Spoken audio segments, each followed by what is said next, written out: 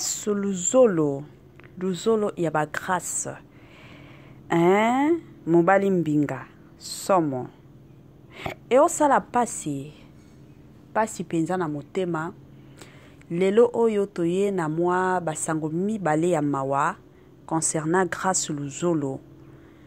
pona ba o nyonso to balunga grâce luzolo ba o nyonso basipilaka na ndenge grâce luzolo ajuaka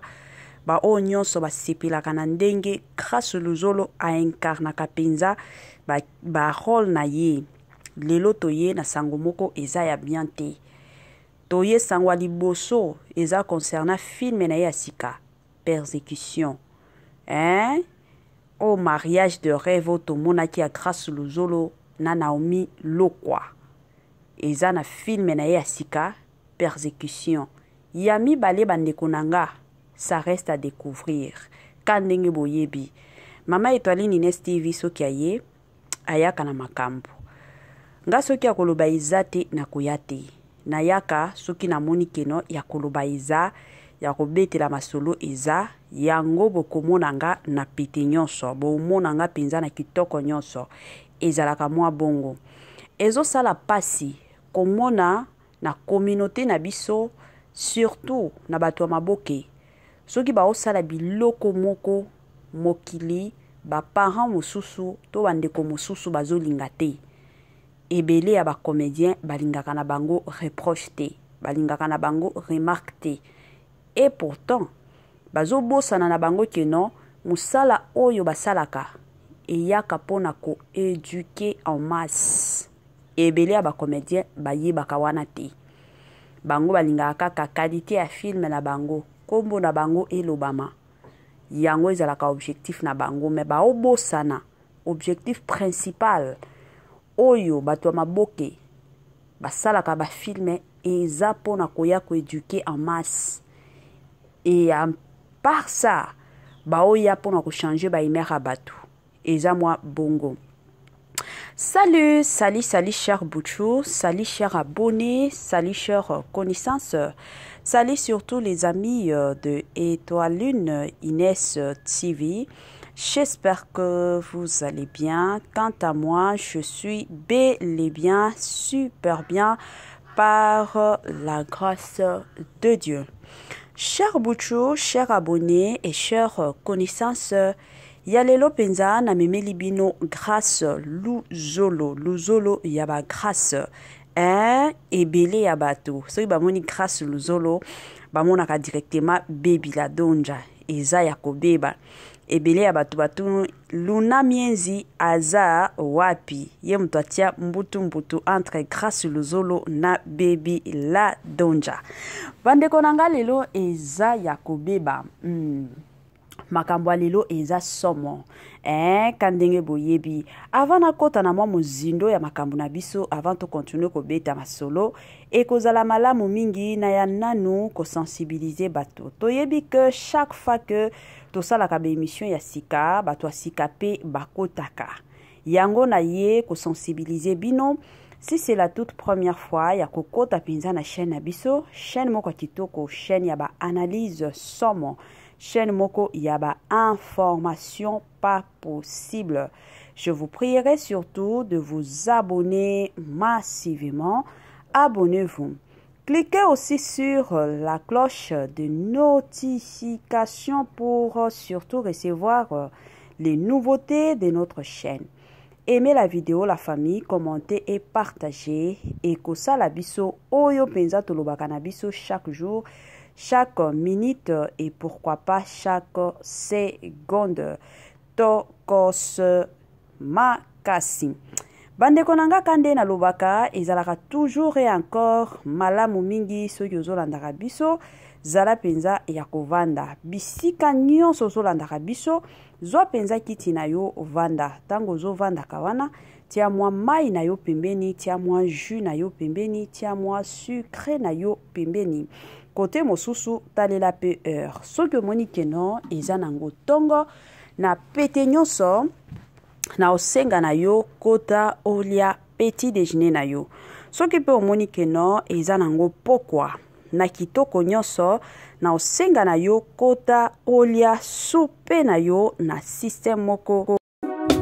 Mamae 2024 GAVCARE to yelibino solution. Pour na ba problème ya trompe, fibrome, myome, kyste, règle abondante. GAVCARE to zali na solution. Yo oyo kota ménopause atana 65 ans na GAVCARE oko simba mwana. Ebongo oyo etali fertilité masculine. Ma papa to bossani binoté, faiblesse sexuelle, éjaculation précoce, insuffisance des spermes, topé agrandissement de pénis. Bossa ya mwasi et kimayo Kimobali etelemaka bien te awa yoka yango etelemi ebongo oyo etali loposo vergeture babengi nduta bouton tache acné GAVCARE ba produit ya solo teint uniforme na 5 jours ya pamba oteli talendenge bimi kitoko na feti tozali na gamme complet ya kopakola ya injection ya comprimé na ya suppositoire.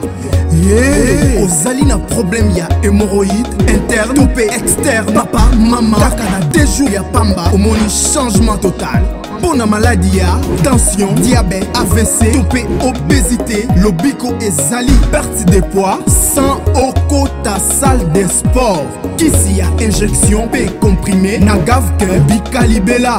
olingi okima suki pe mandefu ya pembe benga biso na lombango po awa tozali na solution moko durable ba produit na biso nyonso ezali 100% naturel pe esalemi na ba plante na ba industrie ya Angleterre pe Allemagne. Benga biso na numéro oyo plus 44 74 05 65 35 48. GAVCARE solution ya santé na yo.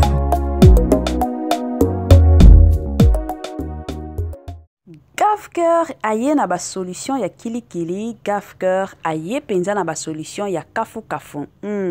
GAVCARE aye penza na makambo moko ya kitoko la famille. Yo obelaka mukongo pasi, yo ozobela mutu ezosalaka yo pasi, yo nzoto mobimba ezalaka ka pasi na pasi matakita na ye kosenga na yo meka GAVCARE la famille na système moko ya bien na GAVCARE bika na yo libela na kitoko pe na pete nyonso na système moko ya kitoko. Voilà. Lelo oyo toye na grâce luzolo les garçons de Gourdi. Toye na basango mibale. Na lobi bien mibale. Sango mibale yamawa. Sango aliboso la famille ndenge toza boye ebele abatu toyebi ke grâce luzolo azalaka na page na ye ya Facebook. Page na ye wana eza place oyo et permettra ka grâce luzolo a asululaka na mwa ba fan na ye. À part kozala na page na ye, azana compte na ye ya TikTok, azalaka na chaîne na ye ya YouTube. Sikoyo eloko esali keno lelo to ya kobeta masolo ezana ndeko moko toyebi ndeko wana te mais akepe kofongola page ya Facebook akomi kombo ya grâce luzolo garçon de Gourdi. La famille na page wana azozwa kaka ba photo ya grâce luzolo yango azotiaka. Sikoyo biloko azokomaka wana eza ba biloko oyo grâce luzolo akoki jamais kokoma te. E mabe oyo ezosala pasi penza na motema eza ke ndeko na biso wana a utiliser kombo ya grâce luzolo azozwaka ba photo ya grâce luzolo la famille akomi ko poster azoloba keno azozwa batu azana besoin ya ba maquilleuse ba coiffeuse ba hôtesse ba serveuse parce que azana restaurant azana besoin ko engager batu bandeko nanga tango muto akotinda ye message na privé eloko azosala eza nini akomi kosenga bana batu ba photo sans bilamba akomi kosenga bana batu ba photo moko balata soki ndenge nini. Siko batu wana bakomi kokanisa keno eza grâce luzolo nde azosala bongo. Et pourtant ce n'est pas grâce luzolo. Tango baye ko informer grâce luzolo à propos ya page oyo ya mibale ya mutu oyo azokosa keno eza page ya grâce luzolo baye ko informer ye moko grâce luzolo l'original grâce luzolo. En tout cas affiche wana atiaki yango na page na ye mais il y a toujours tant de personnes oyo jusqu'à présent ba o comprendre te yango ka ndenge boyebi biso tozalaka toujours ba intermédiaire toyaka soki ya koloba eza toyaka koloba yango na ye ko sensibiliser bandeko nyonso o balingaka grâce luzolo compte oyo bomona ya sika eza na 5100 abonnés 5100 abonnés na Facebook bokota kuna te soki deja ozalaki abonné kuna na osenga na yo kende ko se désabonner pona kosunga star na biso compte ya grâce luzolo azalaka déjà na ba abonnés ebele si je ne me trompe pas il est déjà dans des trentaines d'abonnés donc azalaka déjà na ba abonnés ebele et puis biloko o grâce luzolo atiaka toujours biloko moko avec intelligence et sagesse atiaka biloko ka kotia te akendaka na page na ye te keno atie photo pona komikumisa te omona kotia photo alobi mwa maloba moko eko inspiré bato mosusu ezalaka bongo mais page o mosusu bomona ya grâce luzolo bakomi kaka grâce luzolo garçon de Gourdi eza na 5100 abonnés kolanda page wana te en tout cas makambo wana eosala pasi na motema grâce luzolo chaque fois soki avandi omona kaka zwi page wana atie pona koyebisa kaka bato keno bokota kuna te eza compte na nga te yango toye ko lancer message na système moko ya kitoko. À part ça la famille ebele ya bato totaki kolanda extrait ya film na biso persécution kandenge na lobaka musala na biso ba congolais tozala wana pona ko soutenir surtout bandeko na biso pona ko soutenir ba comédien na biso na musala na bango o bazo sala parce que soki biso to ko soutenir bango te nani akoya ko soutenir bango donc ezalaka devoir na biso pona koya ko soutenir bango mais soki tomoni moi eloko eza bien te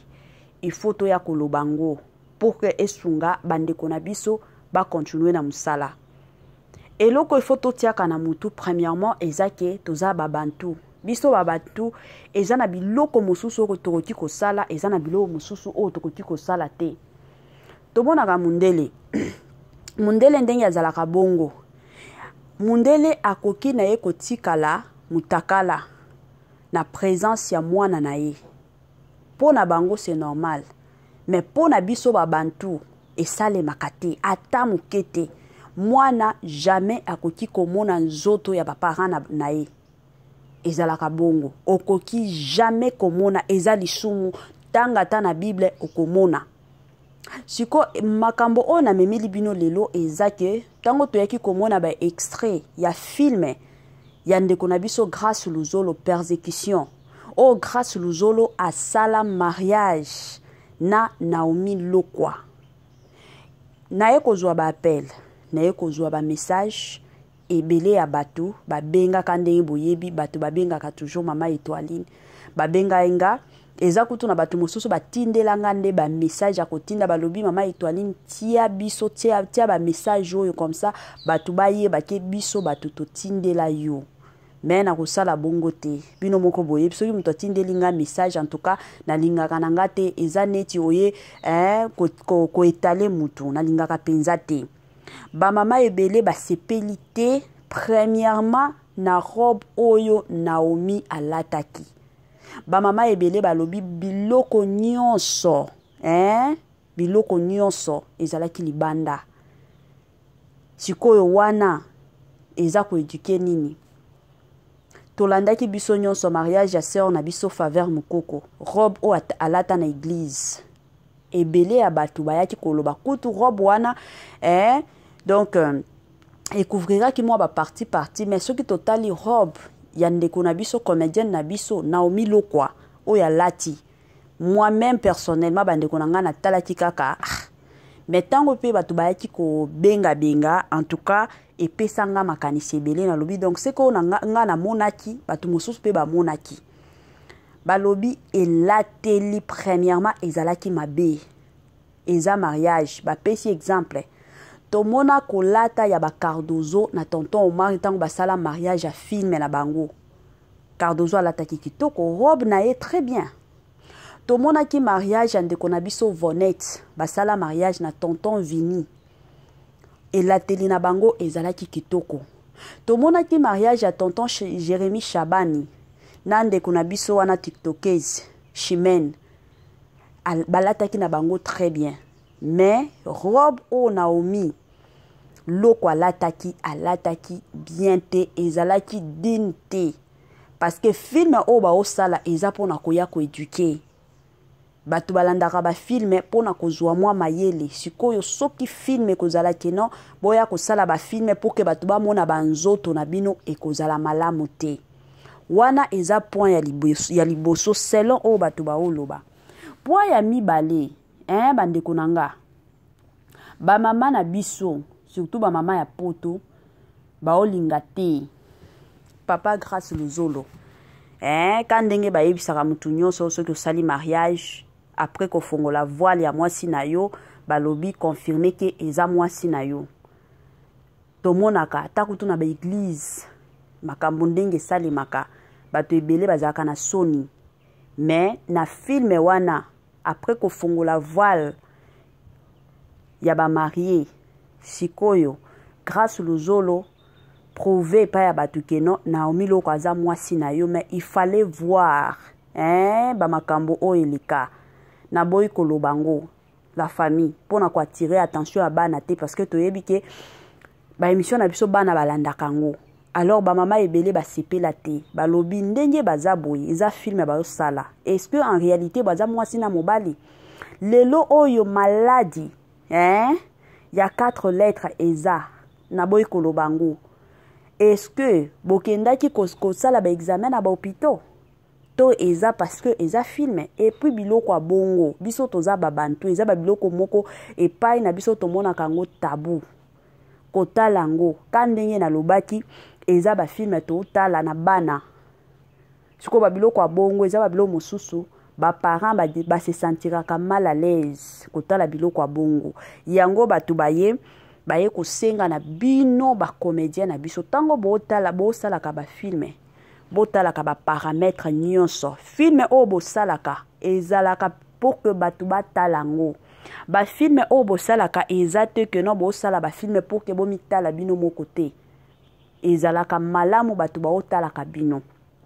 eza mwa bongo yango na yeko pesa ka ndenge boyebaka mama Étoile nazalaka intermédiaire soki mokili lobi na koya koloba soki mokili eza na koloba te na koloba nanga pete eza mwa bongo donc grâce luzolo côté wana en tout cas toyo kela yo mawa ka ndenge muto utiliser compte mususu na kombo na yo et pourtant eza yo te mais na cadre film de konanga mobali bongisa parce que film wana okotala ngo yo moko te batunde ba otalaka yo